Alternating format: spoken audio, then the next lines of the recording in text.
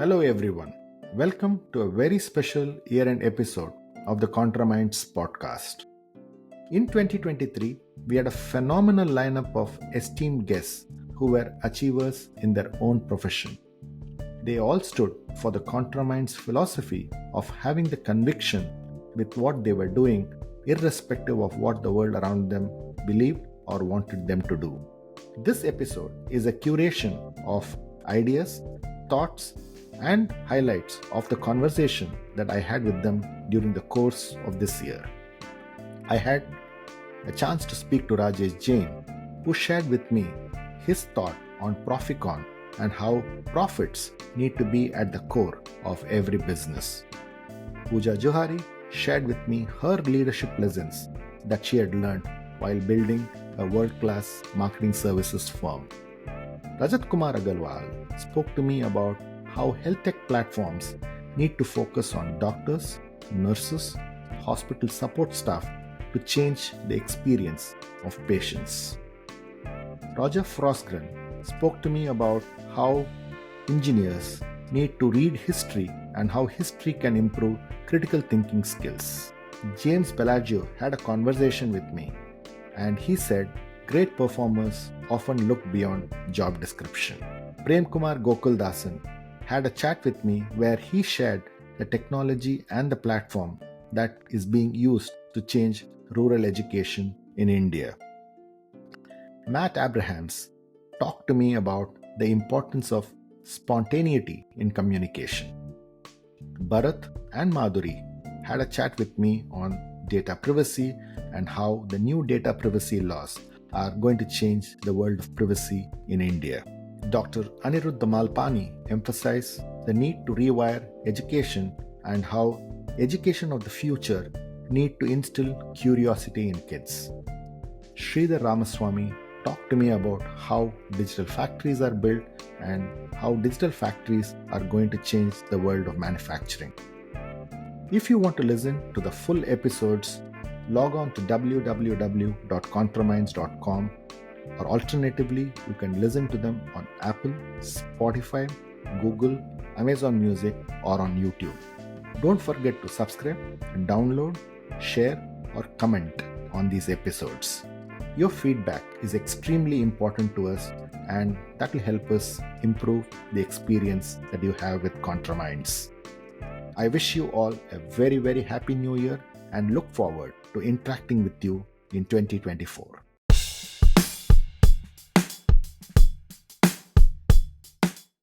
Let me first define what a ProfiCorn is. So a ProfiCorn is a startup or a business which is private, which is bootstrapped, profitable, and highly valuable. Now the perception is that you can't build a business without raising lots of capital. And yet the reality is that more than probably 99% of businesses are actually self-funded. You look at it from the Kirana store or the small teams, consulting teams, to even some decent sized businesses. It's possible to build a business without raising capital. And that's the point I wanted to get across, because in newspapers and all the online publications, all you read is fundraising. Everywhere. And my point was that, look, it is possible to do it. And this is not a theoretical thing. I've done it twice in my life. And there are others who have done it. I have 4 stories from other entrepreneurs also in the book. So I think it's for entrepreneurs that your energies should be really spent focused on customers and the product rather than investors and fundraising. So it's a better way to build a business. So when you're, as a founder, when you start thinking about how I am going to build a model which is sustainable, which basically focuses on profitable growth, I think you build a better business, you have more longevity in your business, you have greater freedom and control in your business. I think that's more fun being an entrepreneur than perhaps owning a small percentage of a potentially large business, you never know, but which is driven by investors, and their interests change, their thinking changes, and they are basically forcing decisions for you. So you set out to be an entrepreneur, but you end up becoming an employee to the investors.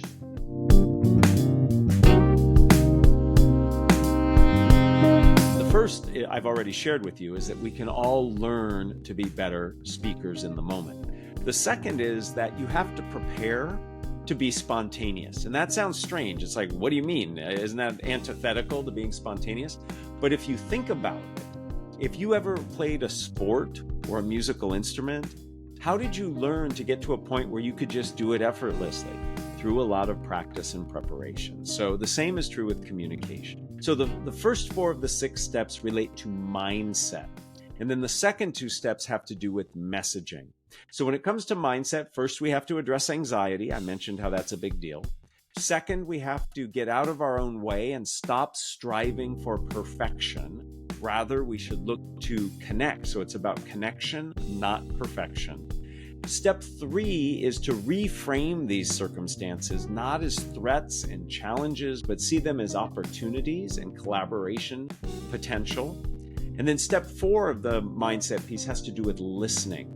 It's really strange to think about, but listening is essential in any communication, especially spontaneous speaking. So, for example, imagine you and I come out of a meeting and you ask me, you say, how do you think that went? I immediately hear feedback. And so what do? I start giving you all the things that could have been better or the things that we need to do differently next time. But if I really would have listened, I might have heard that you are really asking not for feedback, but for support. If I would have noticed you were looking down, you were speaking more softly, slower than usual, I would have understood that what you wanted not in that moment was feedback, but was support. And when I itemized all the things that were wrong, I was actually not helping you. I was probably doing you a disservice. So mindset is about anxiety, getting out of our own way, reframing and listening. And then the last 2 steps are about messaging. First has to do with structure, how we design our messages. And the second has to do with how we focus our messages to be more concise.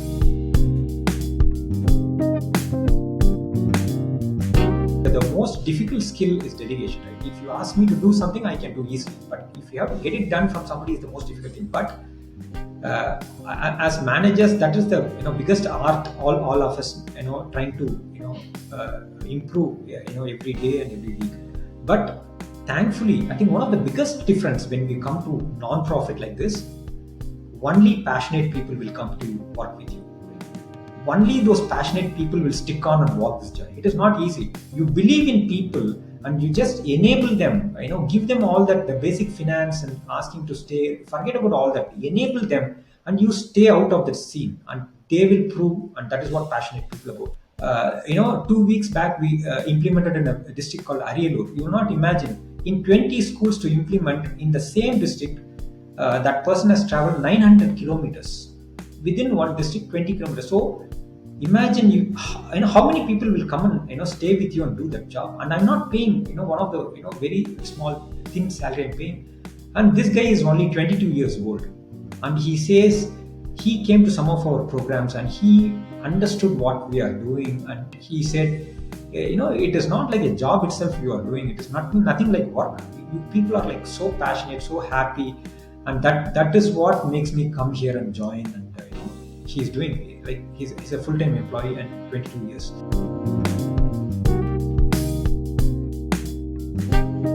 For most of us, we are extremely well advised to pay careful attention to the job description. It's simply that at a certain stage, if you can reach it, some people will have the chance to do exceptional things which do go beyond their job description. But what I think and what I describe is it's helpful to think of one's job or one's career in 3 distinct phases. In the first phase, you're learning how to do the job. Your main requirement here is just not to mess something up too big in the time that it takes you to learn what your job requires. So do you have all the necessary skills and knowledge to perform your job? And by the way, each job and each company has unstated expectations as well as the explicit ones that are written in your job description. So you have colleagues, your company has a culture, management has a certain style and certain expectations. It takes some time for you to understand your company and your particular success factors to being effective. This, in my experience, takes anywhere between 6 months and 2 years, depending upon how much experience you already have and the job that you're in. The second phase, is where you are delivering the essentials of your job as they're described in your job description. Do a good job in your current job. That is what unlocks every other good thing. You must develop mastery of your core job. The more things that you become good at handling or expert at handling, the more work you can take on.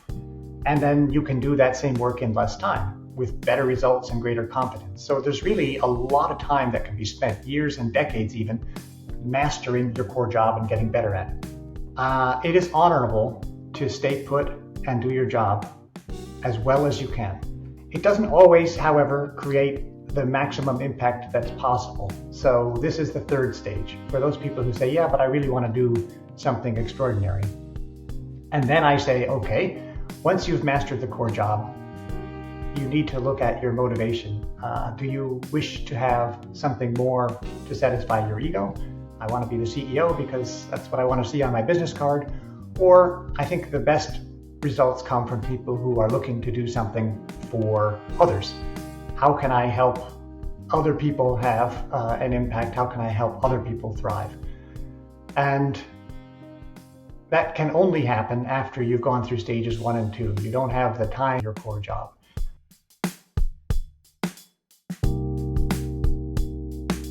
I was very fortunate to work with one Dr. Lawrence Faulkner.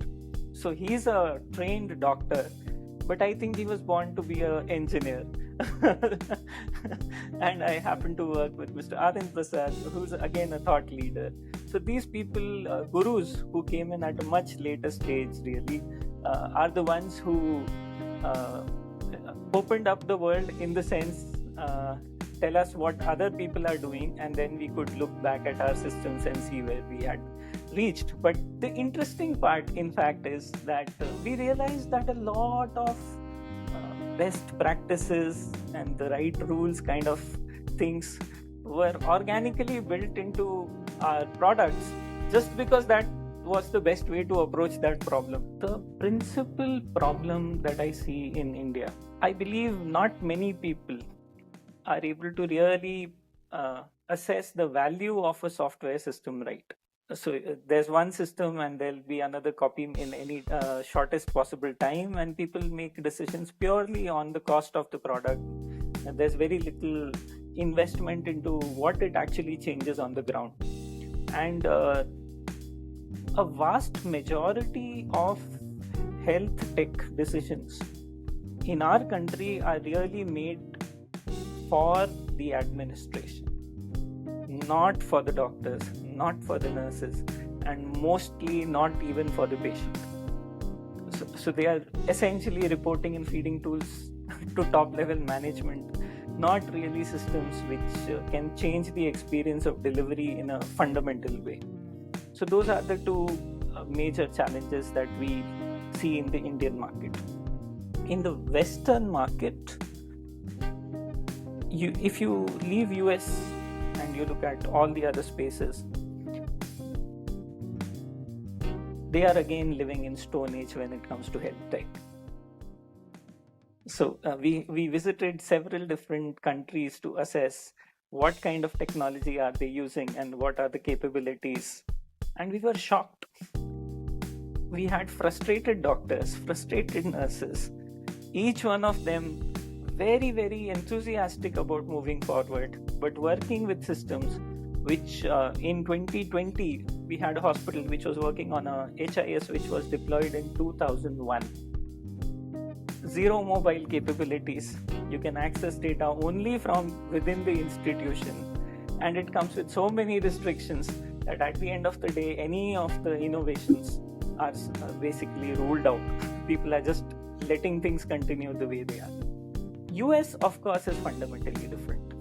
That's the market where all the innovation in health IT is happening and adoption is very, very quick. And really, that's the space where you have to really put value on table to be able to move forward.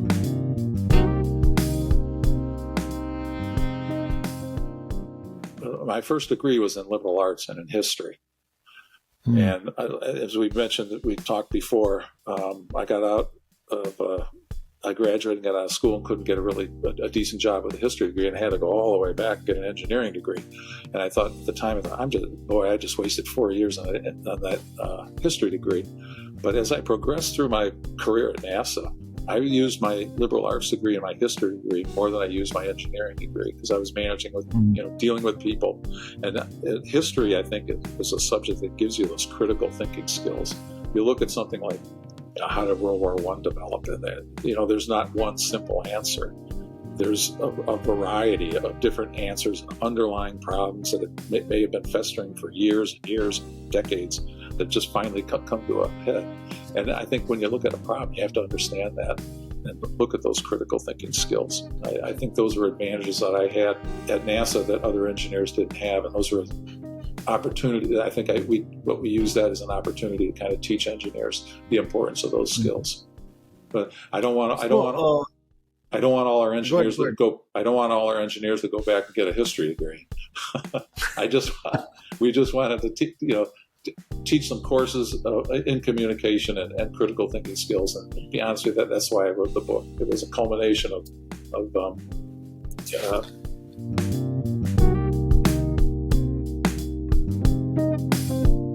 vaccine manufacturing took anywhere from 12 to 17 years because they were literally performing those tests physically. Of late, they're using digital twins and a lot of automated machine learning and artificial intelligence to build these models to simulate those things really fast and get to 80-90% of the way, and then tweak the remaining 10-20% in the actual plant. Let's say if I'm building a product for a new Boeing or a Airbus plane, it's all about lightweighting. So steel is heavy. You can't really put steel in airplanes. So they started using aluminum. Aluminum is lightweight, but it is not as strong as steel. So they started mixing alloys. And so to produce a new product, used to be you mix up, literally physically you mix up a bunch of different alloys and to figure out how strong it is, come up with the different strengths and how it is going to perform in different conditions, temperatures. Is it going to break? If I'm launching this, putting it on a rocket, how is it going to perform in space? Those are the things that they were used to test. So it will take anywhere from 5 to 10 years to do these kinds of testing. So now what they do is, instead of physically testing these things, they have evidence of some of these products, how they behave, characteristics of different alloys and stuff. So they have those data available. So they use those data. They do finite element analysis and a bunch of other computational tools. They build those into a digital twin model, and they simulate how a product will perform. And so what it allows them to do is they can eliminate some of the other combinations effectively. So they get you around 50-60% of the way. So that reduces the time frame much less. And then based on those simulations, they go back and they do create those combinations physically, test it, and further refine their models.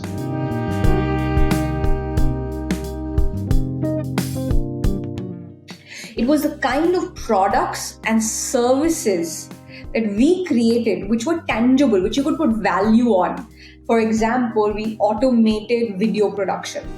For example, there was certain piece on technology and really building smart tech for things that were happening long ago when apps became a big deal and when personalization became a big deal. We looked at all of those aspects and added and built products. So in any year, we had at least 5 to 10 new products and services that we were launching, which is what we priced for, not creativity. Because creativity, my price may be 100 rupees, someone else's is 50 rupees, right? The person is always going to go with the one with 50 rupees. It has to be with what is the product that you take into the market. So to answer your question in a more sharper manner, is a service industry as scalable? There is enough evidence to show that it is not as scalable as a tech industry or a product industry or an industry like that. But if you're able to create products and services backed by tangible technology, something that a marketing manager is putting money behind is going to actually be able to see result very, very quickly, that's the only way you're going to be able to scale up, but not on the back of creative retainers. That's not happening anymore.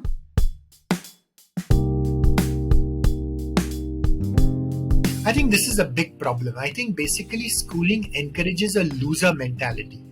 And obviously by definition it is going to, because if you have 100 kids sitting for an exam and only one then become a topper, even the guy who becomes number 2 doesn't think of himself as a winner. He thinks of himself as a loser. Forget about all the other 99. So you're encouraging that loser mentality. You're effectively saying, you're helpless, you're powerless. All these other kids who have the right connections, the right network, the right parents, the right money, they're the ones who are going to become successful. Which is why Narayan Murthy keeps on complaining about how terrible all the graduates are who apply for Infosys jobs.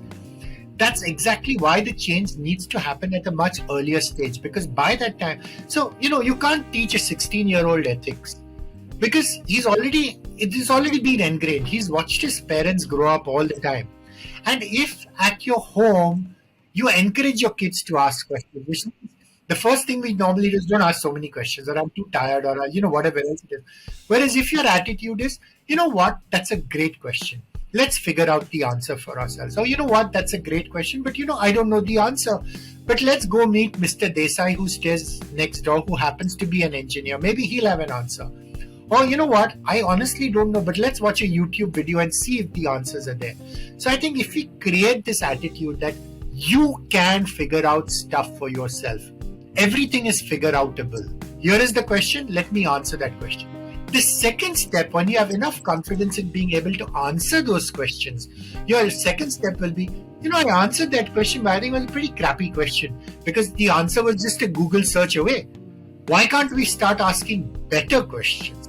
I think, and then that's where it starts happening. So usually the quality of a kid's questions are 100 times better than the quality of an adult's questions. Let's be honest. It's just that we can't answer them. We can only answer those simple things which a teacher asks us or which a boss asks us, so we're comfortable with those. But to your point, and there are lots of great books written on open-ended questions, on how to be able to ask that. And none of these are difficult. It's, the simple things, why, how, when, where. When you start from those, it's not very difficult being able to figure some of this stuff out. It just comes back to giving the kids the freedom, respecting kids enough to give them the freedom, trusting your kids enough to give them that, and allowing your kids to have that courage to be able to ask those questions. I think it all boils down to the fact is we don't respect our kids enough because they're so much smaller than us and because they're so much more dependent on us. And if we change that attitude and, we took the approach, this kid is a guest in our house. We brought this kid up. And if we treated all our kids as respected guests who are going to be in our life for maybe 15 years, 20 years or whatever else it is, and then they're going to grow away and grow apart, I think if we did that, a lot of these things would automatically change. I honestly believe that.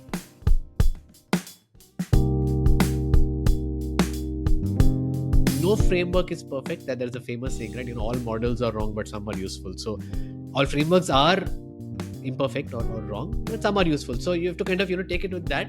So 139 for me is a way to build your story narrative, right? So let me tell you where that build the story narrative comes within a story. And I think it might be useful to talk about the ABCD process, or again, framework for want of a better word, because that's where it's easy. So any storyteller broadly is going through these 4 steps, right? A is align with your audience. Who are you going to present to? What is their seniority? What is their background? What do they already know about the topic? What are their objectives from that session? What are their fears and worries and concerns? So as much as possible, if you can research your audience and know about their background, becomes easier for you to tailor and customize your story, right? So aligning with them, aligning with the audience, the data, the metrics, everything. The B is building the story narrative, right? So once you know your audience, don't start on a PowerPoint slide directly, right? So the PowerPoint will come later. On paper or Word document, write down your story in sentences. And sentences as in messages, not in terms of saying, I will talk to them about the project need, then I will talk about the key findings, and then the implications and the next steps. That is not a story. That is a list of agenda items, right? So instead, if I were to kind of take an example of a review, right, a quarterly review. So an agenda for a review would be revenue review, the cost, profitability, next steps. Tells me nothing, right? Instead, our revenue grew by 12% higher than target, mainly driven by South region and the new pricing strategy. That is one whole big sentence. On the cost side, we managed to rein in employee cost and materials, thereby pushing up EBITDA by 30 bps. The next steps. We therefore need to continue this momentum, but address some concerns in Division A. Right? So now these three are my broad three messages that I want to give in that year. And those three will then get a one-line summary, which is that, revenue broadly doing good, EBITDA improving, but concern on Division A. And then within revenue, that one line, it will further get divided. But, overall revenue grew by. In South, what really drove the growth? In pricing strategy, what really happened? Then cost, again, you go into, employee, what happened, in material, what happened, and so on. And then similarly on this. And then each of those can then further, as you can imagine, drill down further, right? So you're building out the story like this. It will, if you know your data, it will not take you more than half an hour to do this. But that half an hour will give you so much clarity. And then your presentation preparation becomes easier, far easier.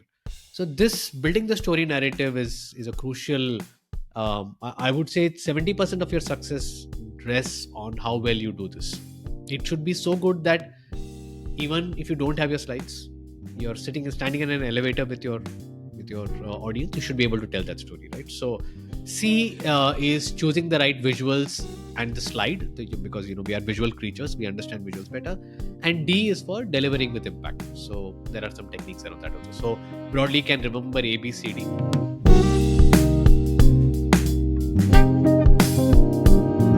firstly, before we get into protection of data, we need to understand the privacy side. What is data? What is personal data? What is digitized personal data?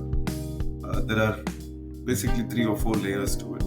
So if Swami, I'm speaking to you, I know you are Swami, you are in Bombay, you are a male, you are probably a Hindu by choice of religion. We don't know what you practice, but I'm presuming with your name. And you will have your date of birth, your medical records, your financial status insofar as your banking records. So any data which is able to personally identify you and which are personal to you would be the personal data of which you are the primary owner. There are a variety of data. There is a variety of personal data. Not all data pertaining to you is personal data. There might be publicly available data as well, but we'll come to that later. And then these are in different modes or medium. It can be in physical form, or it can get digitized and become digital personal data. When you look at the Indian history, we've been very, very open about a lot of things. I mean, no one was really bothered about privacy. Of course, privacy law has been primitive, not been enforced the way it would in Western world. In 2000s was the first time when there was a need felt to have data protection and privacy protection. That there is a rich history on why it came about to be formed, but 2006 statute never made it to becoming a law. I mean, it was more of a bill and it never became an act. But eventually, earlier this year, we have the government which has passed in both the houses a digital data protection law. So DPDPA is going to protect personal data which is digitized. Therefore, we need to have an act which will protect individuals, which will monitor and also guide corporations, individuals, organizations on how this personal data will be stored, saved, processed, and who is going to monitor all these things. There would be probably a government-run tribunal. And last but not the least, the most important key part is the consent. I, as a personal data, my personal data, or you as with your personal data, need to consent where and how this data has to be, personal data has to be used.